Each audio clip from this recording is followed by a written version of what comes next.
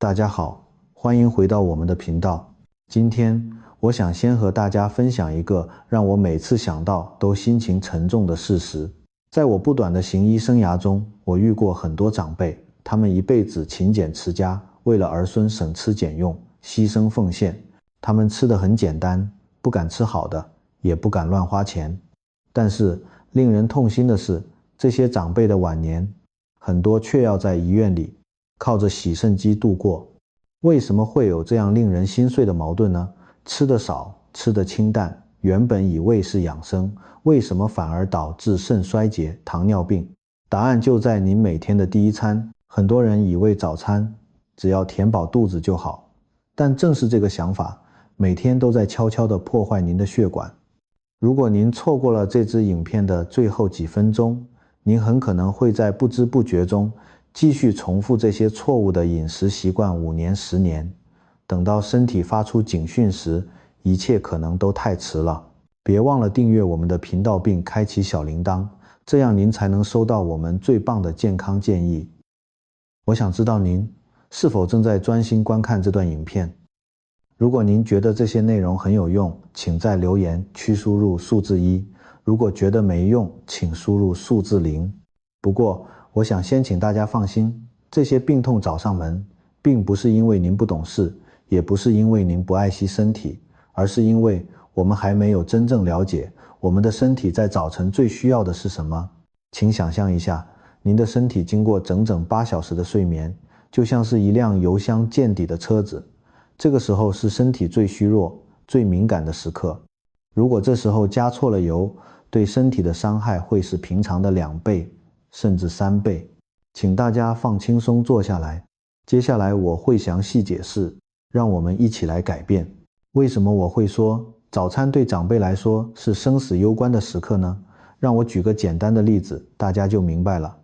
我们早晨的身体就像是一座大型工厂，准备开工的流程。经过一夜的休息，所有的机器都在待机状态。早餐就是那个启动按钮，如果您按对了按钮，工厂一整天都会运转顺畅，但如果按错了，生产线马上就会乱成一团，甚至故障。年轻人的机器还很新，如果不小心按错了，它还有自我修复的能力。但是对于50岁、60岁以上的叔叔阿姨们来说，零件已经磨损了，我们没有犯错的本钱。请把您的血管想象成高速公路，血液就像是在上面跑的车子。当我们吃错早餐，血糖瞬间飙高，就像是车子严重超速，完全失控。这时候，您的肝脏和肾脏就是收费站和过滤站。当血糖快车来得太快太多，这些过滤站就会过载。日复一日，肾脏必须拼命工作来过滤掉多余的毒素，就像用了很久没换滤芯的净水器，最后一定会堵塞坏掉。这就是为什么很多长辈吃完早餐后反而觉得疲倦，想睡觉，甚至头晕、心跳加速。这不是吃饱了的信号，而是身体代谢系统混乱时发出的求救信号。了解了这个机制，您就会明白选择早餐有多么重要。在详细说明该吃什么、不该吃什么之前，我想先指出3句口头禅。我相信正在看影片的您一定曾经说过，或是心里这样想过。第一句，哎呀，吃什么都行，肚子饱了就好，干嘛那么讲究？第二句，这东西我吃了几10年了，也没见谁吃死人啊。第三句，早上吃点清淡的，喝碗稀饭，或是吃个面包就好，身体比较轻松。各位朋友，正是这3个想法成为了长辈血糖失控的幕后黑手，让我们一个一个来分析。首先，吃饱就是好，这是一个很大的误区。胃的饱足感不代表细胞得到了营养。您可以吃一大碗面，肚子很撑，但其实身体正处于蛋白质和维生素饥荒的状态，而淀粉和糖分却已经泛滥成灾。第二，几10年的老习惯，我们60岁的身体和30岁时完全不同。年轻时您一餐吃3碗饭都能消化，但现在胰脏代谢糖分的能力已经大大下降了。把年轻时的习惯套用在老化的身体上，是在为难自己。我有一位病人林伯伯，65岁了，还是坚持每天早上吃糯米饭团，就像以前下田工作时一样。结果空腹血糖从来没低过150，最后吃清淡对身体负担小。很多人以为白粥、面包沾牛奶是清淡，但事实上这些东西消化极快，让血糖像坐云霄飞车一样暴冲又暴跌。这种所谓的清淡其实是对胰脏和肾脏的重击。您需要的是营养均衡，而不是清淡无味。这种误解无意中把早餐变成了慢性的毒药。现在我们进入最重要的部分，我把9种需要避免的食物分成了4组，方便大家记忆。让我们从第1组开始，我称之为吃起来不甜，但其实很甜。这类食物最会欺骗我们的味觉。典型的代表就是白稀饭、白吐司以及即溶麦片。您吃白稀饭配酱瓜，感觉很清淡，完全没有糖的甜味，对吧？但化学上的真相却很残酷。米饭被煮得烂烂的变成粥，淀粉结构已经完全被破坏了。当您吃下去的时候，几乎不需要咀嚼。消化的黄金法则就是咀嚼的越少，糖分进入血液的速度就越快。白粥进入肠道后，会迅速转化为葡萄糖，并以火箭般的速度冲进血液。吃完粥短短30分钟后，血糖可能会飙升1倍。白吐司也是一模一样的道理，它缺乏纤维，缺乏蛋白质，全是精致淀粉。很多长辈到诊所问我，医生啊，我很忌口了，早上只敢喝白粥，为什么血糖还是高？现在您明白原因了吧？对于长辈，特别是有糖尿病风险的人来说，早上一碗白粥不是养生餐，而是对胰脏的巨大挑战。我们进入第2组，这一组在现代城市非常普遍，我称之为方便快速但伤肾。这一组的代表是3合1咖啡、包装好的面包、蛋糕以及火腿、热狗等加工肉品。很多长辈习惯早上泡一包3合1咖啡来提神，又香又浓，还非常方便。但是您知道那一小包粉末里装的是什么吗？它的主要成分通常不是咖啡，而是糖和奶精，含有大量的反式脂肪。空腹喝下一杯3合1咖啡，就像是把一杯化学糖水直接倒进身体里。它会增加体内的发炎反应，并给肾脏的过滤系统带来巨大的压力。请回想一下我说的，肾脏就像一台净水器，包装食品里的添加剂、防腐剂、人工香料，就是那些最难过滤的污垢。如果您每天早餐都摄取这些东西，您的肾脏滤芯就必须日夜不停地工作，没有一刻可以休息。特别是像热狗、培根这类加工肉品，它们含有极高的盐分，盐分会锁住水分，让血压升高，迫使肾脏必须更卖力地去代谢。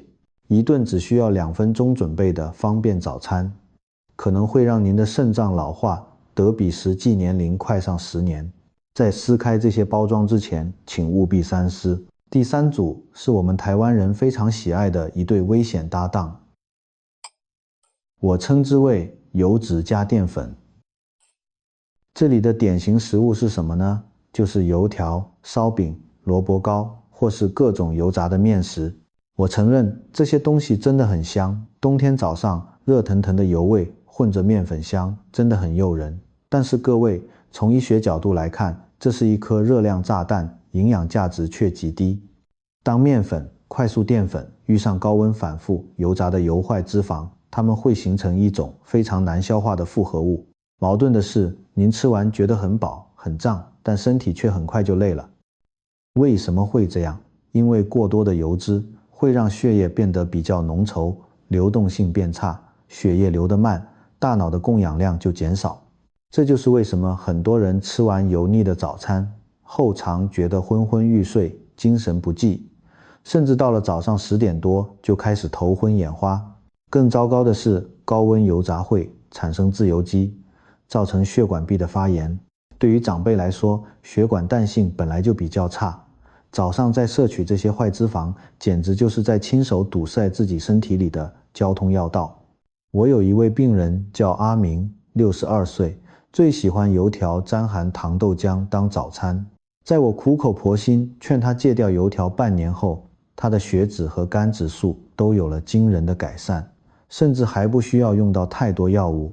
最后是第4组，这一组最难戒，因为它连接住我们的回忆。我称之为吃的是习惯，不是健康。这包括传统的重油炒面、糯米饭团，或是为了不浪费而吃的隔夜剩菜。我们老一辈常有惜物的心态，晚上的剩饭剩菜热一下当早餐吃。但您要知道，隔夜菜即使放在冰箱，也会产生一定量的亚硝酸盐，而且维生素几乎流失光了。至于像饭团、粽子这类传统美食，我不是说它们不好，但它们适合的是那些需要下田耕作、做粗重活、需要大量体力劳动的人。而对于各位长辈，现在大部分时间是休息、轻度散步。那碗糯米饭里巨大的热量要用到哪里去呢？它们最终只会堆积成内脏脂肪，变成血液里的糖分。吃习惯的不代表是安全的，这是我希望大家记住的一句话。我们的身体每天都在变，饮食方式也要跟着更新，别让嘴巴骗了身体。我们珍惜文化，珍惜传统，但我们更要珍惜自己的健康，不需要完全禁止。您可以偶尔吃一点点解解馋，但千万别把它当成每天的主食。请记住，饮食上的固执，有时候代价就是我们晚年的健康。说了这么多该避免的，也许您开始担心，那我还能吃什么呢？告诉大家一个好消息，正确的吃法其实很简单，不需要山珍海味，而且重点是它非常便宜，菜市场都买得到。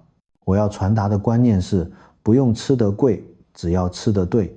长辈的黄金早餐公式只需要包含3个要素：优质蛋白质加膳食纤维加一点点慢速淀粉。蛋白质，这是维持肌肉，让您饱足且不升糖的关键。最好也最便宜的选择就是水煮蛋。每天早上1颗蛋是对身体最棒的礼物，或者是一块水煮豆腐，一杯无糖豆浆。膳食纤维蔬菜，早上吃菜听起来很奇怪吗？但这是长寿的秘诀。一小把烫青菜，几片小黄瓜，或是1颗番茄，会在肠道内形成一张网子，阻止糖分吸收太快。慢速淀粉，把白粥换成一条蒸地瓜，1根水煮玉米，或是1碗燕麦片。让我为您提供3份示范菜单，您明天就可以试试看。菜单1：1颗水煮蛋，加1条小地瓜，加1杯无糖豆浆。菜单2：1碗牛奶，泡燕麦加几颗，杏仁果加半颗苹果。菜单3：传统改良版，半颗馒头，少吃点皮，加1杯无糖牛奶，加1小盘烫青菜。您看，非常简单，一点都不贵。这些食物能缓慢释放能量，让您的血糖像一条平静的河流，而不是洪水猛兽。试住从明天开始改变，您会发现身体感觉轻盈许多，精神也变好了。各位朋友，我们一起走过了一段重新认识早餐的旅程。